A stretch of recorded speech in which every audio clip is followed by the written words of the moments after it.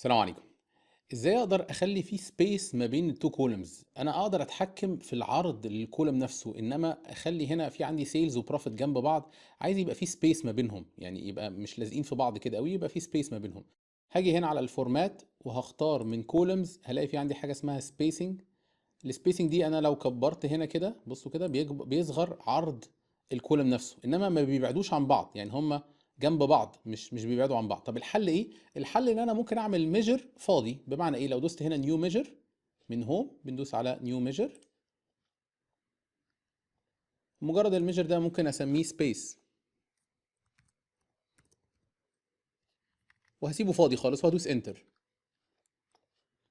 وهاجي هنا هبتدي اضيف السبيس ده في الواي اكسس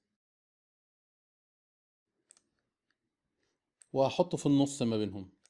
هسحبه واحطه في النص. بصوا كده بقى في سبيس هنا، بس في مشكله بقى ان دلوقتي كلمه سبيس دي موجوده، انا مش عايزها تبقى موجوده.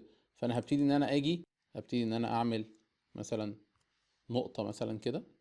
اوكي، طيب هنا النقطه دي موجوده، وفي برضو هنا ظاهر معايا اللون الازرق الغامق ده. فانا ممكن اجي على الفورمات وهاجي هنا دلوقتي على الكولمز، النقطه دي انا هقدر اقف عليها واخليها وايت.